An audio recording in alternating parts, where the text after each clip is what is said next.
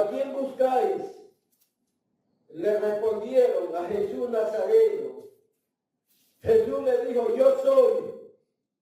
Y estaba con ellos Judas, el que le entregaba. Y cuando le dijo, yo soy, retrocedieron y cayeron a tierra. Y volvió a preguntarle y le dijeron, ¿a quién buscáis? Ellos dijeron, a Jesús Nazareno. Respondió Jesús, os he dicho que yo soy. Pues si me buscan a mí, deja ir a estos, para que se cumpliese lo que se había dicho, de lo que me diste, no perdí ninguno. Hay una canción que se canta, yo no soy bueno cantando, pero la parte de la letra dice, no me dejes, Señor, mis enemigos me persiguen. Y después otra parte dice, mi corazón es como cera delante de ti. ¿Usted sabe cómo es una cera? La cera con el calor se derrite. La cera solamente está hecho para ser consumido por el fuego. Si a la cera le congelas, no pierde su naturaleza. Si a la cera lo tienes en una sombra, no pierde su naturaleza, pero si a la cera tú la expones al sol, se va ablandando y si el sol es fuerte, se derrite. Y nuestra presencia, Dios nos puso en esta tierra porque nuestra presencia solamente debe ser consumido por la presencia de Dios, o sea, debe ser lleno de la presencia de Dios. Jesucristo, León de Judá. Estaba viendo algunos apuntes y unos datos. Los leones viven de 10 a 12 años aproximadamente, los leones machos. Aquellos que rugen, aquellos que tienen una melena imponente, aquellos que cuando abren la boca hay unos colmillos enormes,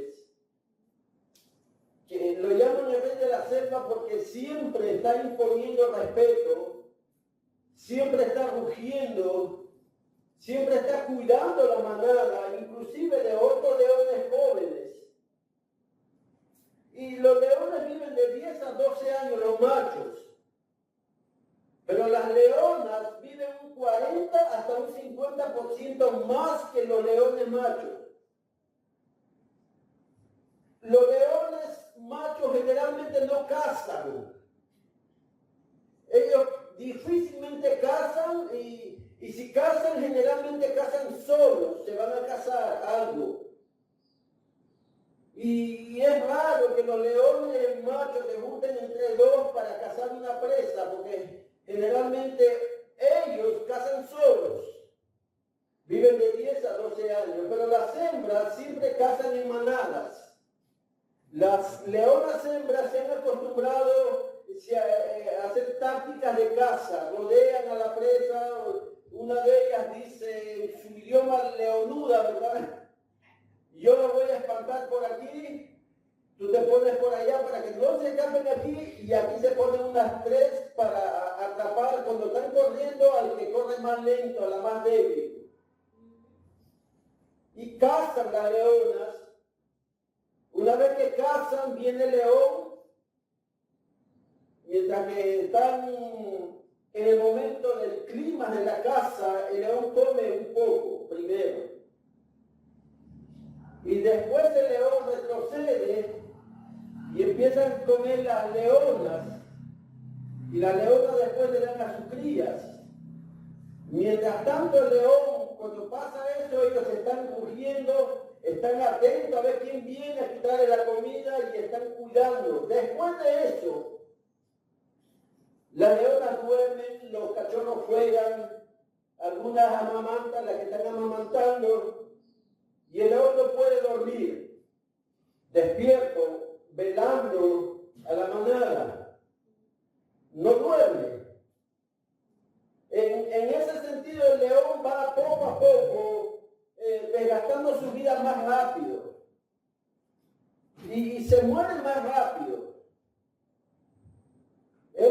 entiende que la manada, el grupo, es más importante que su vida. El león de Judá, Jesús, el Rey de Reyes y Señor de Señores, Él dio su vida. Para Él lo importante en esta tierra era salvar a la humanidad.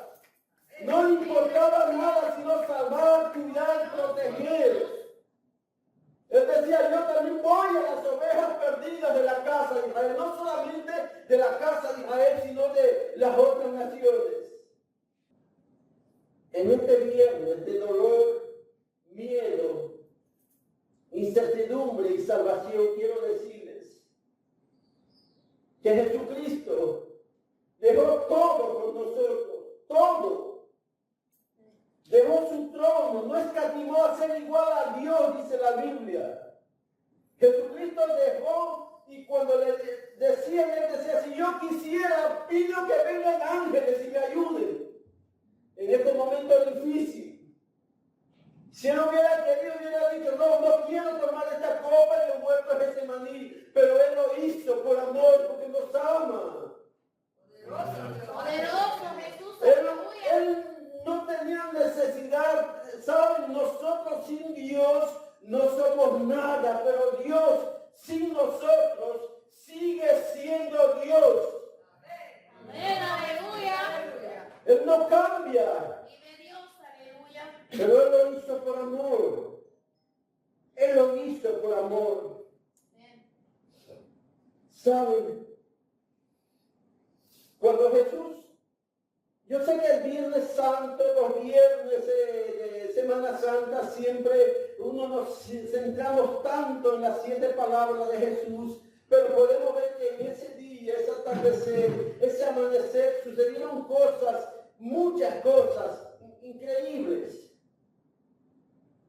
Como que un hombre fue obligado a llevar la cruz, como que vino Judas y le besó, como que vemos la lectura que vimos, ¿a quién buscas? Y Jesús dice, le preguntan y le dicen, a Jesús Nazareno, y Jesús dice, yo soy. Retrocedieron y cayeron a tierra.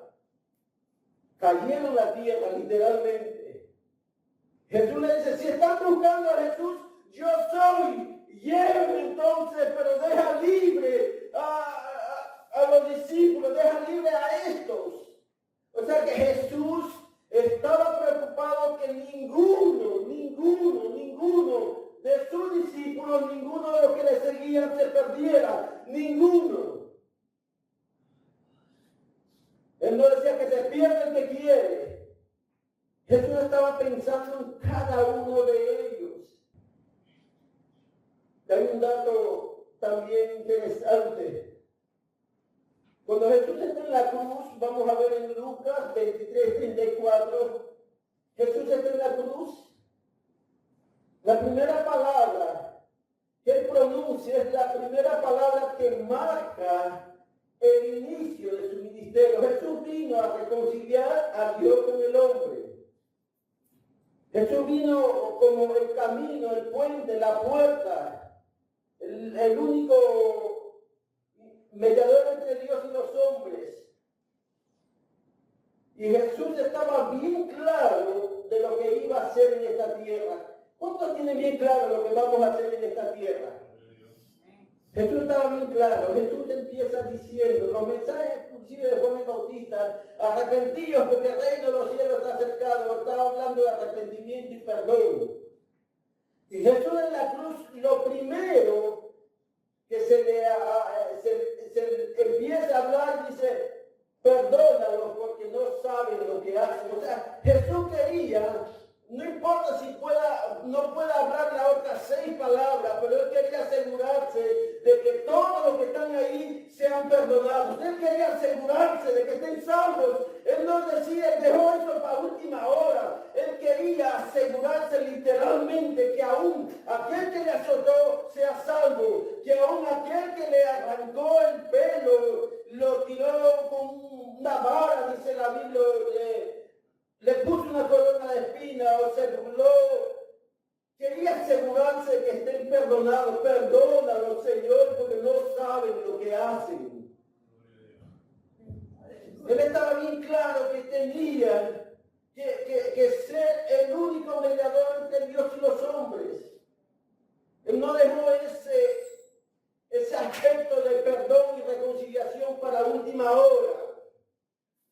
Inclusive si no podía hablar las otras 6 palabras, Jesús hubiera estado satisfecho diciendo, qué bueno que lo perdonaste, papito lindo.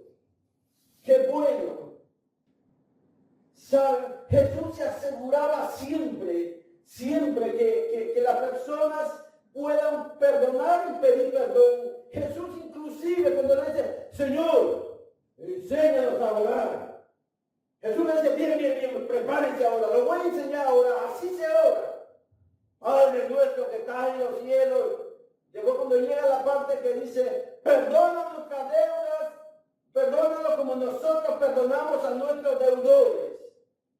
En la misma oración, Jesucristo le encaja. Si un boricua diría, respeta esa palabra. Como también nosotros perdonamos. En la misma oración les hace que ellos digan, nosotros también perdonamos, para que la persona que esté orando se sienta comprometido a perdonar si quiere el perdón de Dios. A veces el milagro de alguien está con una sola palabra, perdonar. Después de perdonar viene el milagro. A veces pasan años y esa palabra que está en medio, que es como una llave en ese momento para el milagro de sanidad, el milagro de cualquier milagro que necesitas, está la palabra perdonar. Y después Jesús lo que hace, dice, porque si ustedes no perdonan, tampoco el Padre que está en los cielos los perdonará. No era con el ritmo de mi voz ni nada de eso. Pero Jesús lo dijo en las mismas palabras. Eso es Padre perdona, está en Lucas 23:34. La segunda palabra que Jesús habla en la cruz es que Él quería asegurarse de que nadie se pierda. Él quería, entonces, Él decía, no, tengo que asegurarme que nadie se pierda, porque de tal manera amó Dios a este mundo que envió a su Hijo unigénito para que todo aquel que en Él crea no se pierda. No se pierda la clave del corazón de Dios. Un ladrón en la cruz ahí, más malo que el hambre, más malo, se empieza a burlar. Y el otro, que es más malo todavía, le dice, ¿tampoco tú temes a Dios estando en la misma condenación? A mí me da que el otro ladrón y él empezó a hervirle la sangre y tenía ganas de bajar la cruz y darle un barco de bofetadas al otro ladrón. Pues se estaba burlando de Jesús. Y le dicen, nosotros a la verdad, lo que hemos hecho estamos pagando. Mas le habla de Jesús, ningún mal hizo para estar ahí. Los últimos momentos de la palabra de un ladrón en la cruz. Y Jesús también los últimos momentos de su vida terminaron en esta tierra. Le mira a Jesús y le dice, acuérdate de mí cuando estás en tu reino. Y Jesús sabía que nadie debería de perderse, o al menos todos los que toman esa oportunidad de salvación, que puedan tener esa salvación. Jesús le dice, hoy mismo estarás conmigo en el paraíso. Ya se completó prácticamente el propósito de Jesús. Perdónalos a toda la multitud. Pero había unos ladrones que ni siquiera quizás le hayan visto el rostro de Jesús. Hoy mismo estarás conmigo en el paraíso. Obviamente uno pidió perdón, reconoció la grandeza de Dios, y el otro no, el otro siguió burlándose. Segunda palabra, hoy mismo estarás conmigo en el paraíso. Lucas 23:43. La tercera palabra de Jesús es algo tremendo. Yo sé que hay muchos huérfanos en esta tierra, hay muchas viudas, hay muchos padres solteros también, hay muchas personas adultas abusados de los hijos jóvenes.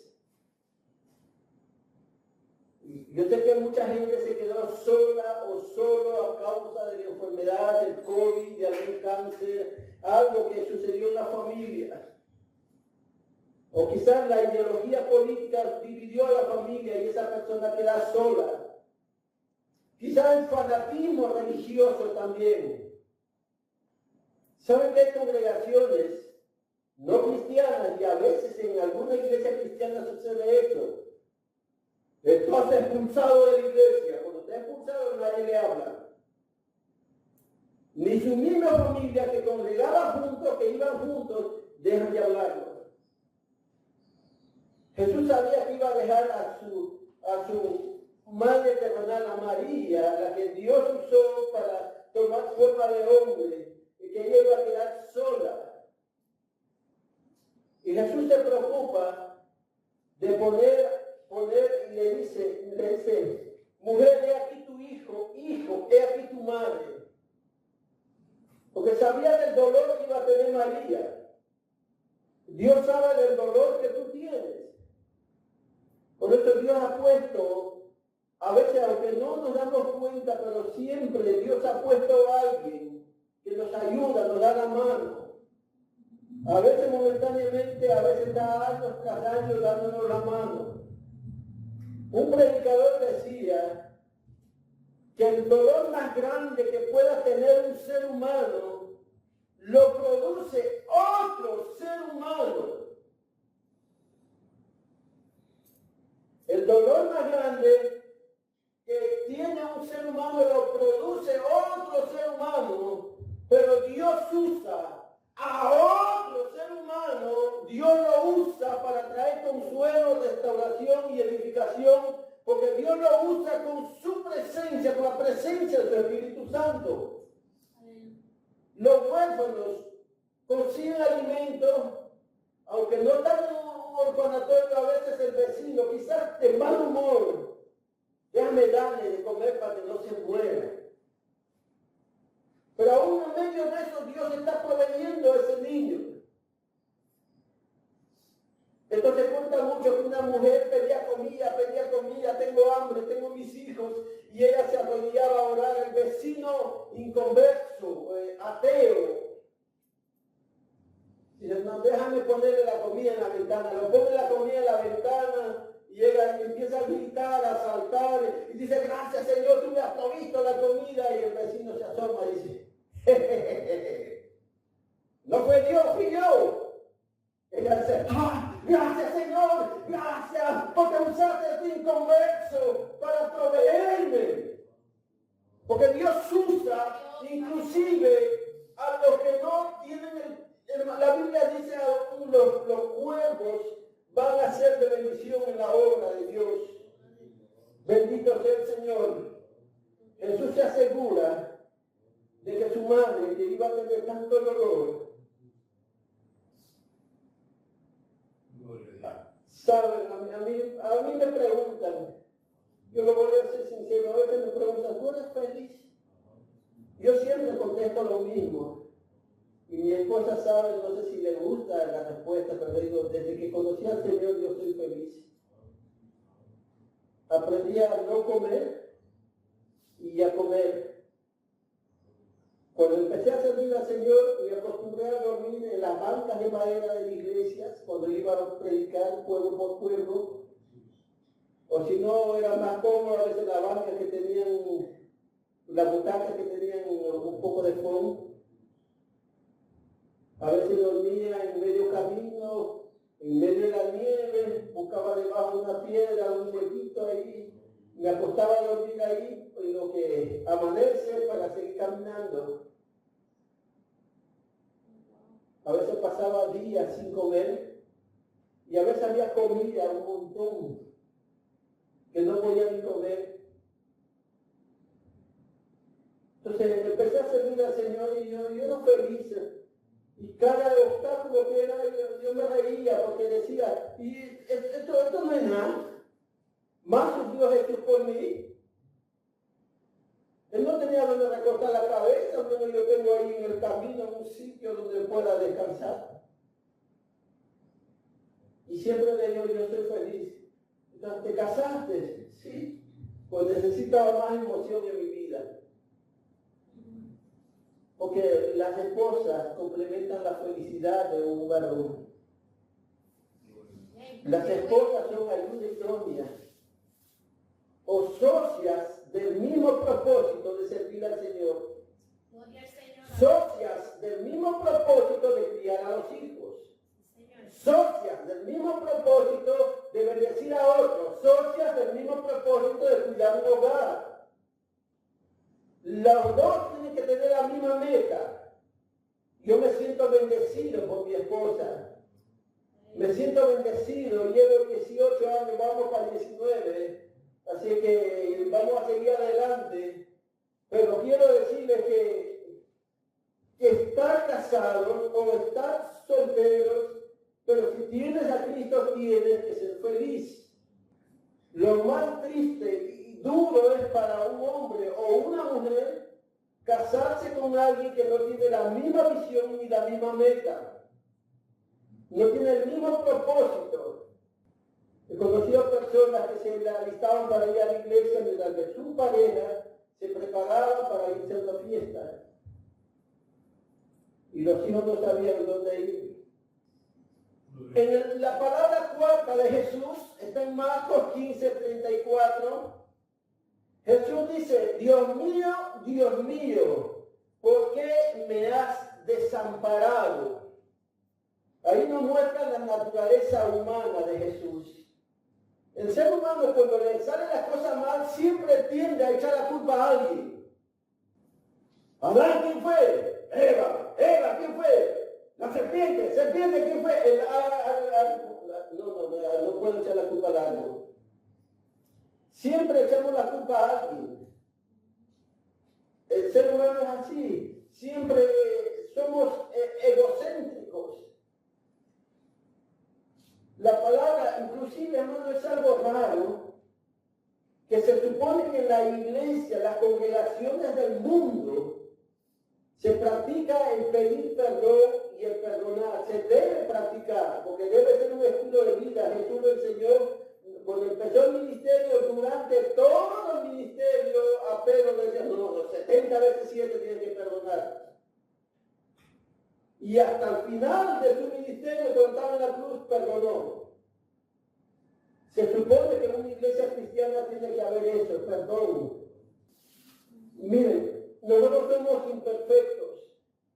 Conocí a un hombre que sí era perfecto. Y no estoy mintiendo, era perfecto, porque así era su nombre. Pero era un hombre alto, subidito de peso, pero bien alto, entonces era guardia de seguridad. Se fue a Estados Unidos, levantó una iglesia, una congregación ahí con su esposa. La esposa estudió con mi esposa en el Instituto Bíblico. Dios mío, ¿por qué me ha desamparado? Siempre en medio del dolor pensamos lo peor de todo, y también el ser humano echamos la culpa a todos, incluyendo a Dios. Siempre echamos la culpa al que amamos o admiramos. ¿Saben? Siempre es nuestra culpa. Cuando echamos la culpa a alguien, tratamos de echarle la culpa a las personas que amamos o admiramos. Los esposos, ¿quién echa la culpa primero? A la esposa, porque ama a la esposa. Si él falla, debería de echarse la culpa a él, porque él lo falló. Y a veces la esposa, cuando está mal, a veces le dice al esposo, no, tú no tienes tiempo para mí. No, tú no hablas conmigo, tú no conversas conmigo. Y tú no haces esto conmigo. Y se echan la culpa y ahí empieza a buscar culpables. Jesús, en medio de su dolor, lo único que le miró al Padre le dijo, se sintió desamparado. Quizás en ese dolor él pensaba que las cosas no iban a causarle tanto dolor como ese momento. estaba llevando sobre su cuesta los pecados de todo el mundo, inclusive de ti y de mí, los pecados de toda la humanidad. Él estaba marcando la salvación de toda la tierra. Él estaba marcando la bendición para tus hijos, la bendición para tus nietos, la bendición para tu esposo, tu esposa, la bendición para tu vida, la bendición para tu trabajo. Él estaba marcando todo eso en ese momento tan duro, tan cruel, tanto dolor ahí en la cruz del Calvario. ¿Por qué me han desamparado? Y aún a Jesús mismo. Los momentos tan duros llega con una resurrección gloriosa, llega con una bendición tan grande. Yo me imagino a Jesús cuando le ve a Pedro predicando desde el cielo y Pedro hablando, a ese Jesús de Nazaret ustedes lo crucificaron. Y Jesús mirando dice, se convirtieron 5,000, gracias, qué bueno que te dieron el mensaje. Jesús viendo desde su trono, predicar a Pedro se convierte 3,000 de nuevo, 3,000. Porque en medio del dolor, después del dolor, viene también la victoria. Viene el gozo, viene el bálsamo de Dios, viene las manos sanadoras. Viene el consuelo, los que sembraron con lágrimas, con regocijo segarán, dice la Biblia. La quinta palabra, tengo sed. Dice, cuando una persona pierde líquidos en su cuerpo, de las personas son 70% de agua, y los que son subiditos de peso, como su pastor, es 90% de agua. Los seres humanos tenemos más agua que elementos sólidos en el cuerpo. Una persona lo primero que siente es sed. Entonces yo quiero decirle, cuando uno pierde líquidos en el cuerpo, líquidos, tu cuerpo necesita líquidos para que la sangre sea bombeada hasta el cerebro, por la vena más fina de tu cuerpo. El oxígeno que llega a tu cerebro llega por unas venas bien finas que oxigenan todo el cerebro, todo el sistema digestivo, el sistema nervioso, todo. Entonces, hasta los dedos, cuando alguien pierde sangre, se le adormecen los nervios, las coyunturas como que se le estringan ahí. Entonces Jesús en la cruz, con ese dolor, él dice, tengo sed, pero la sed que tenía Jesús era espiritual. Entonces era una sed, él sabía que estaba entregando su vida, pero él tenía sed de tu presencia, de que sus hijos estén ahí, de que la gente pueda clamar a él, tengo sed. La sexta palabra, consumado es. Consumado está en San Juan 19:30. Él sabía, ya en ese momento, él pudiera haber dicho en la primera y la segunda palabra, consumado es, porque se aseguró de que se han perdonado todos. Pero él ya dijo, consumado es, finish, that's it, se acabó, se terminó, hasta aquí llegué, hasta aquí llegó mi misión. Cuando uno termina un trabajo, una misión, un proyecto, una casa, uno siente, dice, qué bueno, ya salí de esto, ya terminé, ya hice todo lo que pude haber hecho. Esto dijo Jesús. Jesús dijo, ya hice todo lo que fui encomendado. Y Jesús dice, consumado es. Jesús estaba diciendo, ya di mi vida, ya acepté todas las ofensas de los hombres, ya hablé del plan, ya hice milagros, ya hablé del plan de salvación, ya les enseñé a perdonar, ya les enseñé a pedir perdón. Consumado es hasta aquí. Como dice una hermana, ya lo vendí, hermano, hasta aquí mi parte. Y se va. ¿Ustedes vieron eso? ¿Verdad? Ahora, Jesús dice, consumado es, se terminó. Cuando nosotros nos toca estar a punto de morir, podemos decir consumado es. Yo le voy a decir al Señor lo siguiente, cuando esté a punto de morir, Señor, yo hice todo lo que pude hacer. Si no pude hacer más es porque no pude. Me esforcé todo lo que pude esforzarme. Pero no puedo más ya, esto es todo lo que doy. No puedo. Gracias, Señor, por usarme. Gracias, Señor, por tener misericordia de mí. Gracias por fijarte en mí y poder poner tu palabra en mi boca y yo comparto tu palabra. Pero no puedo más.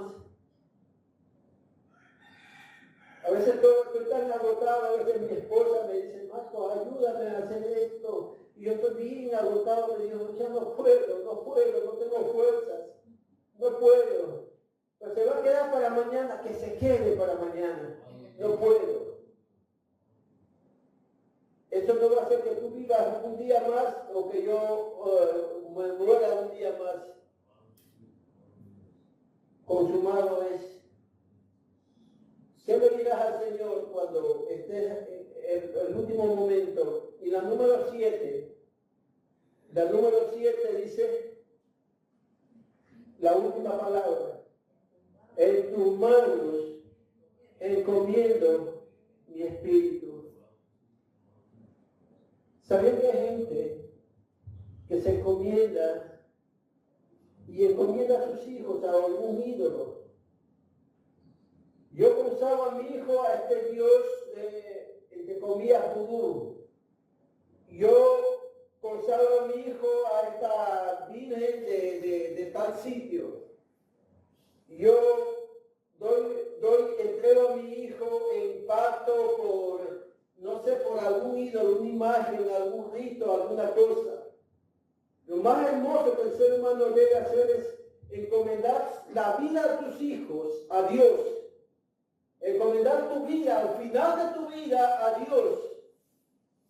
No se puede decir, hermano, no se puede decir, jamás se debe decir, esa persona se murió y se murió sin Cristo. Tú no sabes si al último momento, sencillamente puede ser como el ladrón en la cruz. Señor, perdóname, ten misericordia. En tu mano encomiendo mi espíritu. Y Dios dice, bueno, es el amor de Él. Nosotros no somos quienes para decir, tú te vas a ir al infierno y tú no. No, nosotros no podemos hacer eso. No podemos decidir quién se va y quién no se va. Jamás podemos hacer eso. Aunque hay predicadores que condenan a todo el mundo. A todo el mundo siempre están condenando. Nosotros debemos de aprender que Dios es quien decide todo en nuestra vida. Amén. Gloria sea al Señor. Y lo que siguió el día viernes fue cumpliéndose las profecías de Jesús uno por uno. Uno por uno. Voy terminando. Así dijo un pastor y siguió predicando 2 horas. Alabado sea el Señor. Nuestro Salvador se enfrentó al dolor, soportó todo el dolor que un hombre pueda causar a otro ser humano. Lo hizo por amor a ti, porque te ama y eres su tesoro. Dios te ama. El Señor te ama, hermano. El Señor te ama. Denle un aplauso al Señor. El Señor te ama. Él te ama. Él te ama. Gloria sea al Señor. En esta hojita que les di, ahí está resumido todo lo que Jesús hizo por nosotros. El Espíritu del Señor está sobre mí, en la última parte, ha venido a sanar a los quebrantados de corazón. Y dio buenas nuevas a los pobres, pregonar libertad a los cautivos, vista a los ciegos, poner libertad a los oprimidos y predicar el año agradable del Señor. Eso es el propósito de Dios. Si viene un milagro, va a venir un milagro para todos nosotros que necesitamos para ella, un milagro para cada uno de nosotros, un milagro para nuestras vidas, porque ese es el propósito de Jesús en esta tierra. Vamos a ponernos de pie. No sé si alguien puede cantar un himno, un corito, no sea una alabanza de adoración, pero quiero decirles, Dios nos ama tanto